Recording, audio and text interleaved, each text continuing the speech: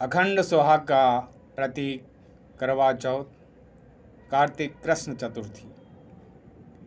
भारतीय हिंदू स्त्रियों के लिए करवा चौथ का व्रत अखंड सुहाग को देने वाला माना जाता है। विवाहित स्त्रियां इस दिन अपने पति की दीर्घ आयु एवं स्वास्थ्य की मंगल कामना करके भगवान चंद्रमा को अर्घ्य अर्पित कर व्रत को पूर्ण करती हैं। स्त्रियों में इस दिन के प्रति इतना अधिक श्रद्धा भाव होता है कि वे कई दिन पूर्व से ही इस व्रत की तैयारी प्रारंभ कर देते हैं। यह व्रत कार्तिक कृष्ण की चंद्रोदय व्यापिनी चतुर्थी को किया जाता है। यदि वह 2 दिन चंद्रोदय व्यापिनी हो या दोनों ही दिन न हो तो पूर्व विदा लेनी चाहिए। करक चतुर्थी को ही करवा चौथ कहा जाता है। वास्तव में करवा चौथ का त्यौहार भारतीय संस्कृति के उस पवित्र बंधन का प्रतीक है जो पति पत्नी के बीच होता है।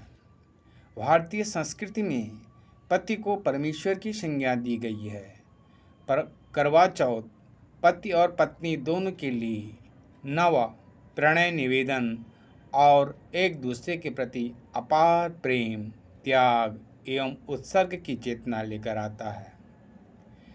इस दिन स्त्रियां पूर्ण सुहागिन का रूप धारण कर वस्त्र आभूषण से अलंकृत होकर के पहनकर भगवान रजनीश अर्थात चंद्रमा को अपने अखंड सुहाग की प्रार्थना करती हैं।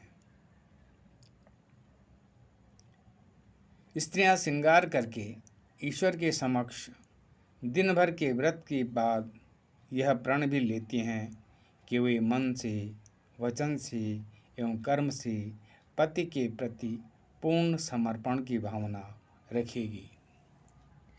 कार्तिक मास की कृष्ण पक्ष की चौथ को केवल चंद्र देवता की ही पूजा नहीं होती, बल्कि शिव जी की, पार्वती की और स्वामी कार्तिकेय की भी पूजा की जाती है। शिव पार्वती की पूजा का विधान इस हेतु किया जाता है कि जिस प्रकार शैलपुत्री पार्वती ने घोर तपस्या करके भगवान शंकर को प्राप्त कर अखंड सौभाग्य प्राप्त किया, वैसा ही उन्हें भी मिले। वैसे भी गौरी पूजन का कुमारी कन्याओं और विवाहिता स्त्रियों के लिए विशेष महात्म्य है। इस कथा के संदर्भ में एक कथा आपको अवगत करें।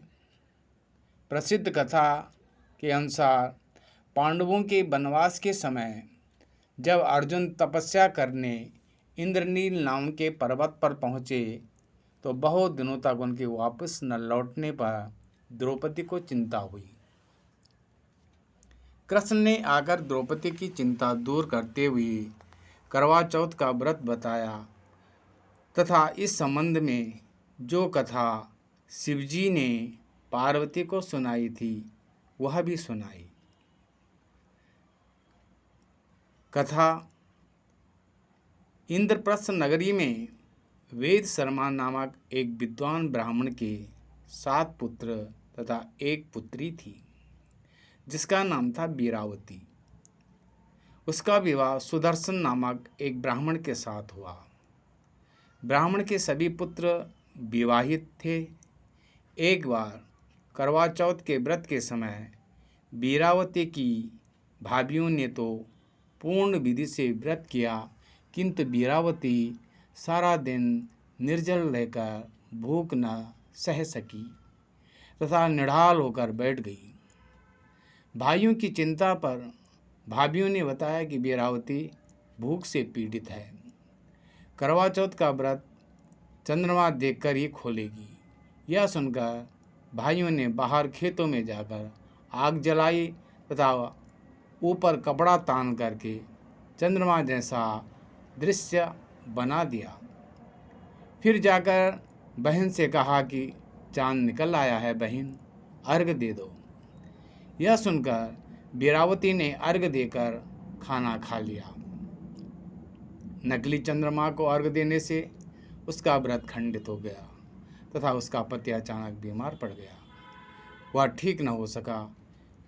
एक बार इंद्र की पत्नी इंद्राणी करवा चौथ का व्रत करने पृथ्वी पर आई। इसका पता लगने पर वीरावती ने जाकर इंद्राणी से प्रार्थना की कि उसके पति के ठीक होने का उपाय बताए। इंद्राणी ने कहा कि तेरे पति की यह दशा तेरी ओर से रखे गए करवा चौथ के व्रत के खंडित हो जाने के कारण हुई है। यदि तू करवा चौथ का व्रत पूर्ण विधि विधान से बिना खंडित किए करेगी तो तेरा पति ठीक हो जाएगा। वीरावती ने करवा चौथ का व्रत पूर्ण विधि से संपन्न किया। फलस्वरूप उसका पति बिल्कुल ठीक हो गया। करवा चौथ का व्रत उसी समय से प्रचलित है। जय माता की जय। करवा मैया। सर्वमंगल मांगल्ये शिवे सर्वार्थ साधिके शरण्ये त्र्यंबके गौरी नारायणी नमस्तुते। देहि सौभाग्य आरोग्यम देहि मे परमं सुखम रूपम देहि जयम देहि यशो देहि दिशो देहि। सर्वबाधा विनिर्मुक्त धन धान्य सुतान्विता मनुष्यो मत प्रसादेन भविष्यति न संशय।